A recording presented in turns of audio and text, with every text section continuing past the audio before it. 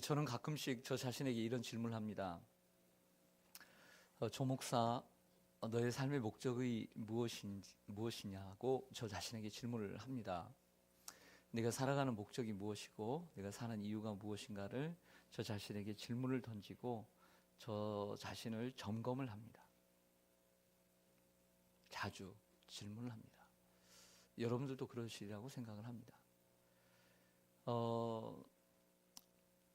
이 소총이나 이 기관총을 쏠 때는 매일 쏘는 것이 아니기 때문에 가끔씩 쏘기 때문에 뭘 하게 되냐면 쏘기 전에 0점 사격이라는 것을 하게 됩니다.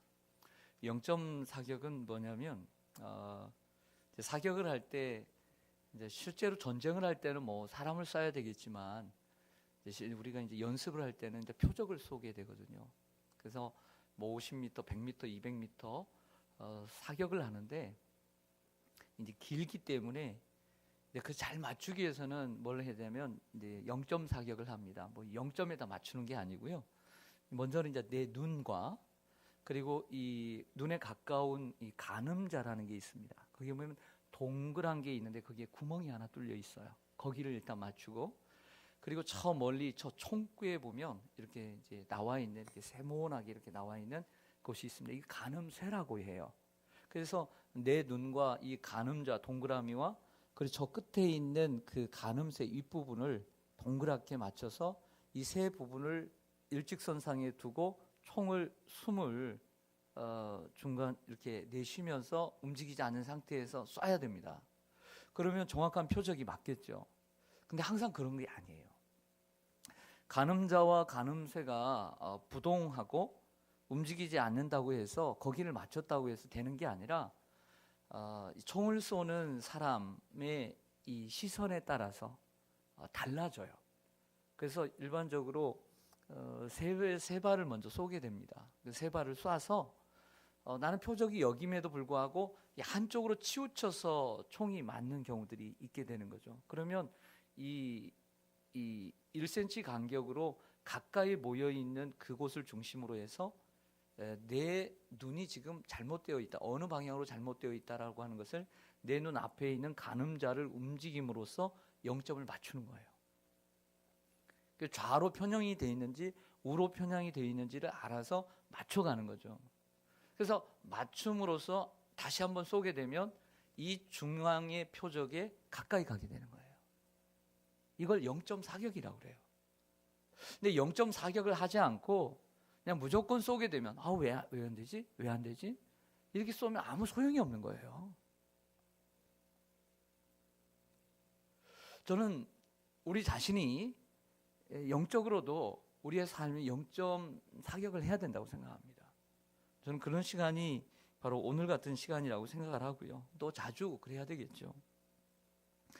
그 초총이나 기관총도 이러한 자주 0점 사격을 해야 하듯이 그래야 관역 중심을 맞출 수가 있고요. 여러 가지 악기들도 지난주에 들었는데 오르간을 조율을 했어요. 오르간을 조율을 했습니다. 그리고 피아노도 1년에 한두 번씩 조율을 해야 합니다. 여기 반주하는 뭐 신디도 마찬가지고요. 신디는 하는지 모르겠어요. 신디도 해야 합니다. 그리고 기타도 해야 돼요. 요즘 이방인에 나오는 그 선우예권이라고 하는 천재 피아니스트가 있습니다. 이 천재 피아니스트의 그 영상을 잠깐 봤는데요. 다는 못 보고 봤는데 뭐 2004년도에 그 데뷔를 해서 지금까지 13년 동안 받은 트로피가 너무 많아서 뭐 1등이 하도 너무 많아가지고요. 다시 다 얘기할 수가 없습니다. 그냥 세계 최고의 이 콩쿨 가운데 작년에 그 벤 클라이멘이라고 하는 국제 콩쿠르에 우승을 합니다. 그 우승을 하는데 그 수십 분 동안 악보를 한 번도 보지 않고 다 외워서 그 고난이도의 피아노를 치는데요. 이번에도 그 우승 기념으로 어디 가서 뭐 이렇게 외국인들 앞에서 우승한 자리에서 이제 리사이트를 하는데 뭘 이렇게 하는데 수시간을 준비를 하는 거예요. 수시간을. 그래서 참 프로구나. 어떤 면에서 프로인가. 하나하나 섬세함이 프로고요. 뭐 이제 젊다 보니까 무슨 옷을 입어야 될까, 머리를 어떻게 해야 될까, 그런 것도 있지만 한 70 다 전후되어 보이는 조율사가 대기하고 있어요. 그래서 거기서 이제 준비를 이렇게 이제 하는데, 이제 조율사가 옵니다. 지켜봐요. 그 다음에 뭐라고 했냐면 이렇게 얘기합니다. 뭐라고 했냐면 이것은 너무 아주 빨리 안 올라온다고. 이 부분은, 이 건반은 이 부분을 칠 때 살지 않는다고, 리듬을 타지 않는다고. 그래서 이것은 이렇게 해주고 저건 저렇게 해주고. 준비하는 동안에 그날 또 다시 와서 또 쳐봅니다. 또 다시 와서 쳐봐서 또 부족한 부분을 또 이야기해요. 그러면 그 70이 다 된, 70도 넘어 보여요. 그 할아버지가 당신의 오늘 무대니까 기쁘게 해줍니다. 이게 조율이라고 하는 거예요. 그 음악을 제대로 살리기 위해서는 그 가지고 있는 그 건반 하나하나가 얼마나, 그냥 단순히 그 음을 내는 게 아니라 그 음이 어떻게 나야 되는가를 알고 노력을 하는 모습을 보면서 참 프로 중에 프로구나. 여러분, 자기의 어떤 음악을 연주를 하기 위해서도 조율이 잘 되어 있을 때 아름다움이 그 자신이 나타낼 수 있는 것이죠. 여러분, 우리의 인생도 아름답게 하나님 앞에 나타내기 위해서, 또 사람들 앞에 나타나기 위해서는 조율된 인생이 되어야 돼요. 할렐루야. 조율되지 않고 내 마음대로 아무렇게 살면 아무 의미가 없어요. 하나님 앞에서 마찬가지입니다. 헬라어로 죄라는 단어는 여러분 잘 아시는 대로 하마르티아입니다. 하마르티아라고 하는 말은 관역에서 빗나갔다, 관역에서 벗어났다는 것입니다. 즉 하나님께서 인간을 만드실 때 우리의 삶의 목적이 선함을 위해서, 하나님의 선한 일을 위해서 지음을 받았는데, 그 하나님이 원하시는 삶의 목적에서 벗어난 삶을 살아가는 것, 이것이 바로 죄라는 것입니다. 사랑하는 여러분, 2018년을 살아가는 오늘 여러분들의 삶에 있어서 여러분의 삶의 목적은 무엇입니까? 여러분의 삶의 이유는 무엇입니까? 사람들의 꿈이 자주 바뀝니다. 저도 어릴 때는 변호사가 되고 싶었다가 의사가 되고 싶었다가 바뀌어요. 애들도 바뀌죠. 바뀌는 것처럼 여러분들 우리의 삶의 목적도요 바뀐다는 사실 아십니까? 처음에 과거에 주님 만나고 이럴 때는 막 이렇게 주님을 위해서 살겠다라고 하지만 삶을 살아보세요. 10년, 20년, 30년 삶이 지나가면서 많은 세상의 세파 속에서 깎이고 깎여가지고 때로는 삶의 목적이 엉뚱한 데 가 있는 곳 사람들이 있어요. 왜? 우린 연약하니까. 그래서 우리는 자주자주 하나님 말씀 앞에서 우리의 삶의 목적을 다시 재설정하고 그리고 새롭게 디자인할 필요가 있는 줄로 믿습니다. 언제나 그래야 합니다.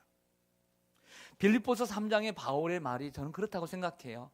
여러분, 우리가 이미 얻었다라고 생각하면 안 돼요. 이미 이루었다라고 생각지 말아야 돼요. 다 왔다고 생각지 말아야 돼요. 우리는 그래서 항상 주 예수께서, 우리가 주 예수께 잡힌 바 된 그것을 잡으려고 달려가야 되고, 그래서 항상 표대를 향하여 달려가는 인생이 돼야 될 줄로 믿습니다. 바울의 말이 그거예요.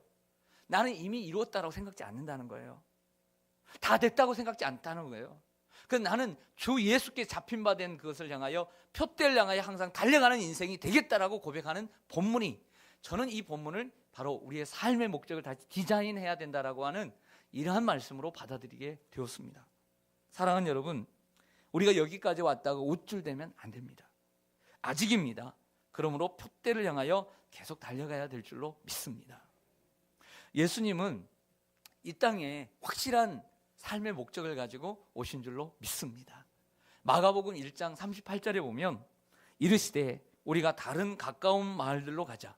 거기서도 전도하리니 내가 이를 위하여 왔노라. 그 말씀하셨습니다. 예수님은 제자들에게, 12명의 제자들에게 다른 마을들로 가자. 거기서도 전도하리니 내가 이를 위하여 왔노라. 예수님은 자신이 이 땅에 전도하러, 도를 전하라고, 복음을 전파하라고 오신 사실을 제자들에게 얘기했고, 그리고 제자들에게도 함께 갔다는 것은 제자들도 예수님의 삶의 목적과 똑같은 삶의 목적을 가지고 살아가고 있다는 것을 말씀하고 있는 줄로 믿습니다. 사랑하는 여러분, 예수님은 그 전도라는 삶의 목적을 위해서 회당에서 가르치시고, 그리고 하나님 나라의 복음을 전파하시고, 모든 병과 약한 것들을 고치시는 이 세 가지 방법을 통해서 그 전도를 이루셨습니다. 우리도 하나님의 목적을 위해서 방법은 여러 가지일 수 있습니다. 음악일 수 있고, 미술일 수 있고, 체육일 수 있는 것처럼, 과학일 수 있고, 문학일 수 있고, 역사일 수 있는 것처럼 다양할 수 있습니다. 그러나 목적은 하나입니다. 우리의 삶의 목적도 예수님처럼 복음 전파에 있는 줄로 믿습니다.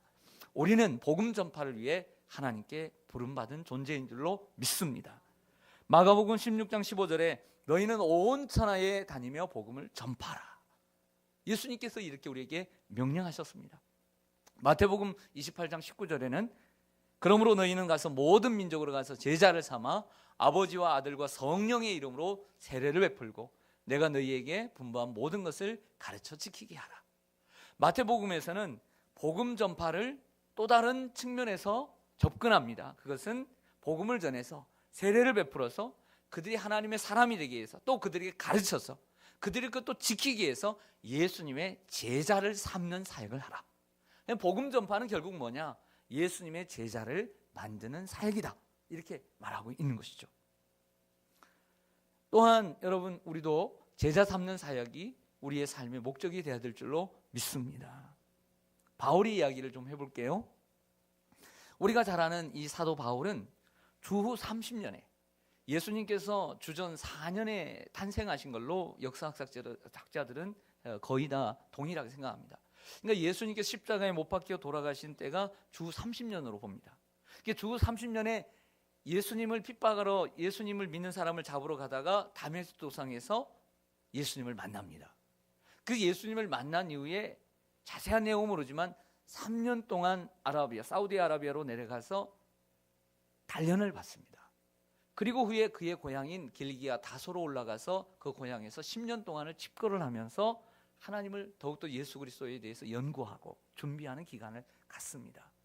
그러다 자신의 신앙의 영적 멘토이자 그리고 존경하는 선배인 바나바의 직접적인 그 간절한 그 스카웃으로 말미암아 안디옥까지 가서 부목사 같은 역할을 함으로써 같은 팀 사역을 해서 그곳에서 큰 하나님의 은혜와 부흥을 경험하게 됩니다.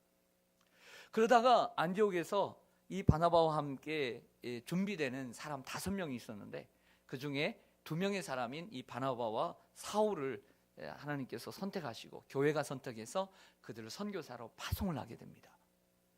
그렇게 해서 주 48년에서 50년까지 바울의 1차 선교여행인 이 아시아의 선교를 하게 되는 거예요.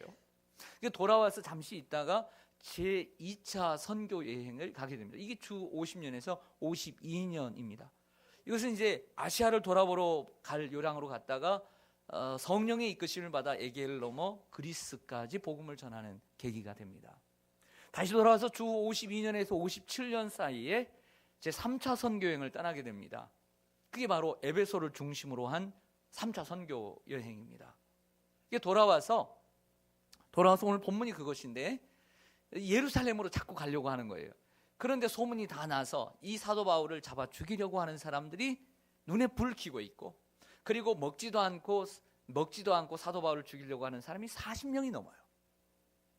그러나 그러한 환난과 핍박이, 죽음이 기다리고 있어도 나는 가겠노라고 하는 본문이 오늘 본문입니다. 근데 그렇게 해서 결국에는 예루살렘으로 가게 되는데 예루살렘에서 붙잡혀요. 근데 하나님의 특별한 섭리로 로마의 천부장을 위시해서 그를 볼모로 잡고 이제 그 로마의 군대에 있는 곳으로 갑니다.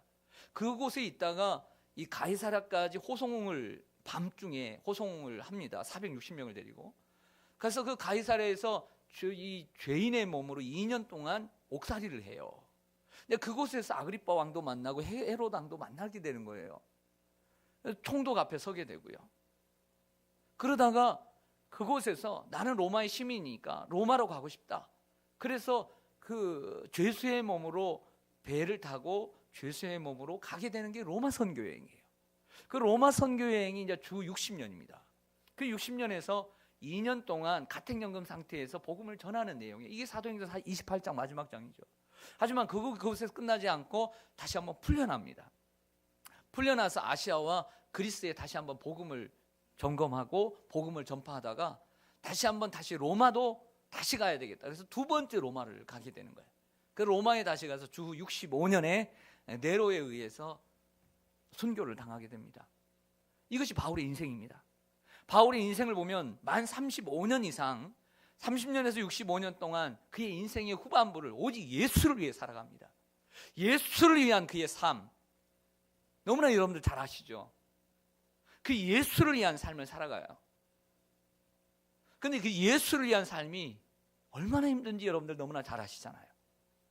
사도행전 속에서 우리는 그것을 보았고, 그가 편지를 쓴 그 선교여행 속에서 썼던 그 13개의 서신을 통해서 사도 바울이 얼마나 고난당했는지, 특별히 고린도후서 11장에 나오는 그의 위험들을 우리가 읽어보면 얼마나 힘든가를 알잖아요. 하지만 저는 개인적으로 생각해요. 바울이 한 번도 정말 그 예수님의 길을 걸어가는 것, 복음 전파를 위해서 살아가는 것을 한 번도 후회했다고 생각진 않아요. 그리고 그의 마음이 약해졌다고 생각진 않아요. 하지만 힘들고 어려울 때마다 이것은 있었다는 거죠. 오늘의 주제처럼 예수 그리스도께서 나를 부르신 그 부르신 삶의 목적, 그리고 자기가 삶을 살아가는 이유에 대해서 항상 점검했다는 거예요. 그리고 자기 자신에게만 점검했던 것이 아니라 때로는 성도들 앞에서, 오늘 본문 속에서는 3차 선교행을 마치고 이제 돌아가는 길에 3차 선교행의 주 무대였던 3년 동안의 사역의 무대였던 두란노서와 그 에베소 교회 장로들을 사람을 보내서 청을 합니다. 와달라. 피곤했는지 아니면 몸이 힘들었는지. 그래서 밀레도 항구에서 에베소 교회 장로님들과 만나서 석별의 정을 나누면서 마지막으로 설교하는 본문이 사도행전 20장인데, 그러면서 이런 얘기를 합니다. 오늘 본문 22절에서 24절을 좀 보죠. 그 중간의 메시지인데요. 22절에 보면, 보라, 이제 내가 성령에 매여 예루살렘으로 가는데 거기서 무슨 일을 당하는지 알지 못하노라. 오직 성령이 각성해서 내게 증언하여 결박과 환난이 나를 기다린다 하시나. 함께 읽겠습니다. 시작. 내가 달려갈 길과 주 예수께 받은 사명, 곧 하나님의 은혜의 복음을 증언하는 일을 마치려 하면은 나의 생명조차 조금도 귀한 것으로 여기지 아니하노라. 아멘. 할렐루야. 다시 한번 그 장로님들 앞에서 자신의 삶의 목적을 위하여, 사람들은 지금 예루살렘에 가지 않도록 얘기를 합니다. 다른 선지자들은 허리띠를 풀어서 이 허리띠의 주인의 임자가 이처럼 손에 묶임을 당할 것이다, 가지 말라고까지 성령이 말씀하심에도 불구하고 가게 되는 이러한 모습을 보게 됩니다. 사도 바울이 힘들 때마다 주님이 나타나셨고, 그리고 사도 바울도 주님께 고백을 합니다. 내 삶의 목적은 주님을 위해서입니다. 주님의 복음을 전파하기 위해서 내가 살아가고 있습니다. 항상 점검했습니다. 그리고 오늘 말씀을 보면 이런 느낌도 듭니다. 우리가 우리의 자신에게만, 우리의 기도할 때 우리 스스로에게만 말할 것이 아니라 때로는 내가 정말 친근히 여기는 사람에게, 또 나의 삶의 목적에 대해서 묻는 사람에게 우리는 당당하게 얘기할 수 있어야 합니다. 당신이 살아가는 삶의 이유가 무엇입니까? 네, 나는 예수 그리스도를 위해 살아갑니다. 연예인들이 상을 받으면서 그것을 하나님 앞에 영광 올려드리는 건 쉬운 일이 아닙니다. 저 대만인가 그 영상을 봤는데 아주 정말 존경받는 한 50대 그 연예인인데, 와, 정말 그 자리에서 오직 하나님의 영광을 돌려드리면서 복음을 전파하더라고요. 유튜브에 찾아보면 있습니다. 대만의 연예인 그 시상식에서 얼마나 멋진지 그 온 방송이 다 탔을 거 아니에요. 그 고백이 얼마나 멋진지 모릅니다. 때로는 남편은 아내에게 여보, 내 삶의 목적은 이거야. 아내는 남편에게 여보, 내 삶의 목적은 이거야. 부모는 자녀에게 얘들아, 내가 사는 목적은 이거란다 얘기해 줄 수 있어야 돼. 자녀는 또한 엄마, 아빠, 내 삶의 목적은 이거야 이렇게 얘기할 수 있어야 되는 거예요.